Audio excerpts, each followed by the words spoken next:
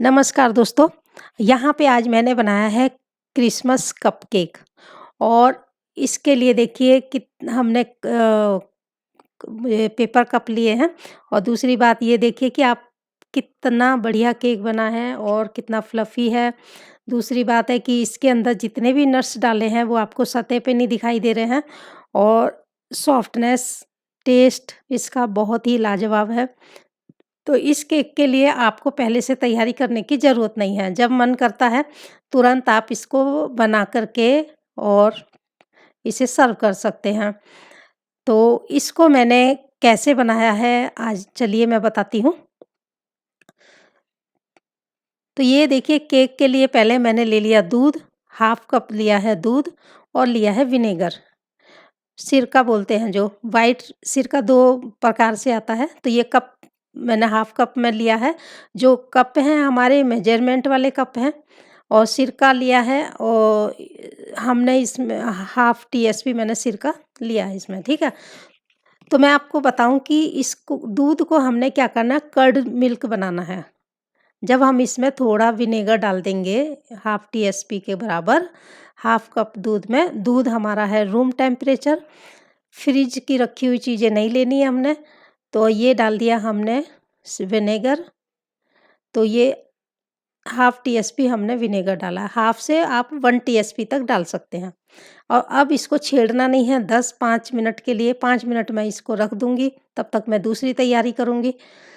तो यहाँ पे मेरे जो सूखे जो ड्राई इंग्रीडिएंट्स हैं, इनको पहले मैं छान लूँगी। तो केक बनाने के लिए सभी इंग्रीडिएंट्स को छानना भी ज़रूरी है। तो ये मैंने मैदा लिया है, तो मैदा मेरा 1 कप है। आप मैदे की जगह गेहूँ का आटा भी ले सकते हैं। तो मैं गेहूँ तो यहाँ पे देखिए हमने नापा कैसे है, हमने बस इसे भरा था, फ़िल किया और बिल्कुल इसे प्रेस नहीं किया हमने और ऊपर से लेयर कर दिया था। तो ऐसे हमने इसका क्वांटिटी को नापना है। ये है हमारा लौंग पाउडर, 2 लौंग लिया मैंने उसको पाउडर किया था और यहाँ पे है हमारा जिंजर पाउडर, ये हमारा है 1/4 टीएसपी और यहाँ पे है हमारा जायफल का पाउडर। जायफल का पाउडर मैंने लिया है 1 पिंच, सॉल्ट भी मेरा 1/4 टीएसपी है।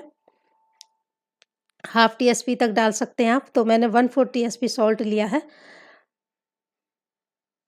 और इसको छान लूँगी। साथ में इसमें जो सिनेमन पाउडर है, जो दालचीनी पाउडर वो भी हमने लिया है, दालचीनी का पाउडर हमने 1/8 टीएसपी लिया है, तो 1/8 टीएसपी से लेके 1/4 टीएसपी तक आप इसमें ऐड कर सकते हैं, जो मैंने ये मसाले वाले इंग्रीडिएंट्स लिए हैं।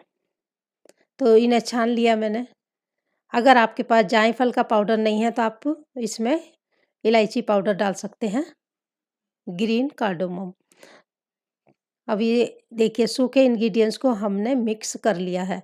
अब यहाँ पे हम डाल रहे हैं बेकिंग सोडा हाफ़ टीएसपी और बेकिंग पाउडर 1 टीएसपी हमने लिया है। अब इनको भी मिक्स कर लेते हैं।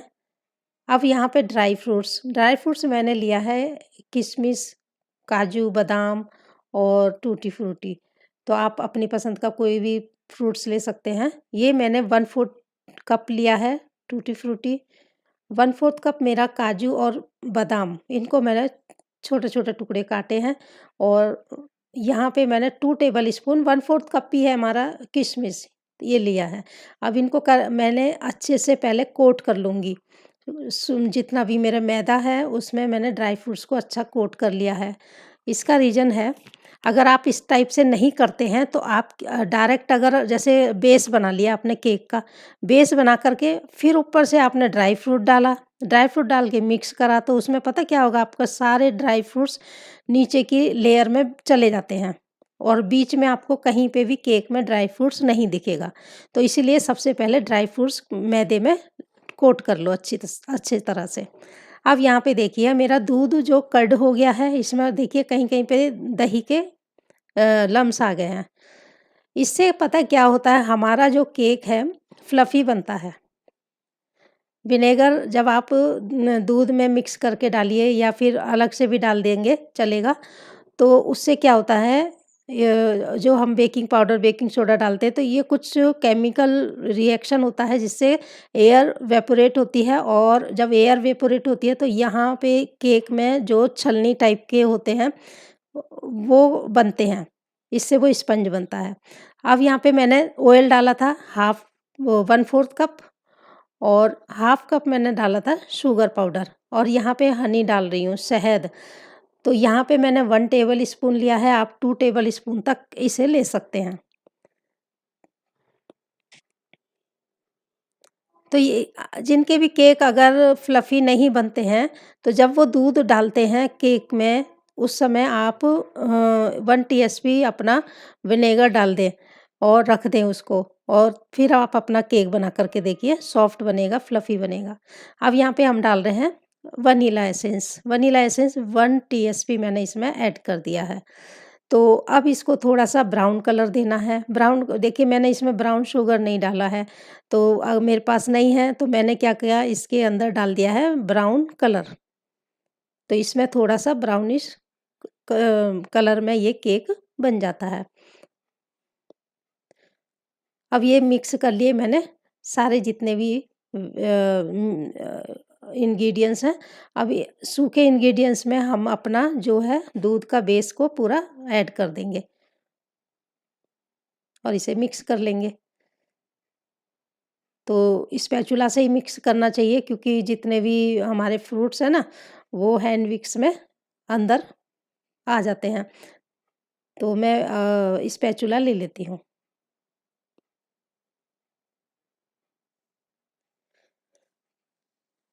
तो बस केक बनाने के लिए देखिए कोई ज़्यादा बहुत मुश्किल काम नहीं होता केक बनाना, ठीक है?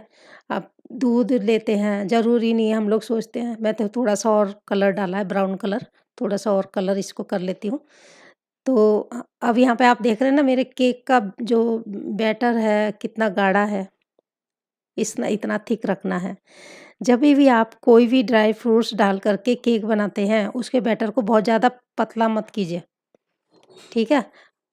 हम सोचते हैं ना कि बहुत ज़्यादा फैट लेंगे, बहुत ज़्यादा लिक्विड कर लेंगे तो हर हर केक का अपना एक तरीका होता है और कितना थिकनेस है उसकी उतनी ही हमें बेकिंग टाइम रखना पड़ता है। अब यहाँ पे हमने इसको ज़्यादा पतला नहीं किया है बैटर को, आप देख रहे हैं कितना हमने गाढ़ा रखा था। अब बस मैं इसे में कप जो हमने पेपर कप लिए हैं और स्पून की सहायता से मैं इन कप में डाल दूँगी बैटर को। तो बस इतना पूरा ऊपर तक फ़िल नहीं करना है, आधा-आधा देखिए हमने भरा है इसको। अब मैं बेक कर लूँगी मैंने 180 पे अपने माइक्रोवेव को प्रीहीट किया है और ये हमने 15 मिनट बेकिंग टाइम में हमारा केक बन कर के तैयार। और ये देखिए गरम-गरम है एकदम, कितना प्यारा कलर आया है और बहुत ही टेस्ट बहुत बढ़िया बनता है। तो मिलते हैं फिर नेक्स्ट वीडियो में, तब तक आप सबका धन्यवाद।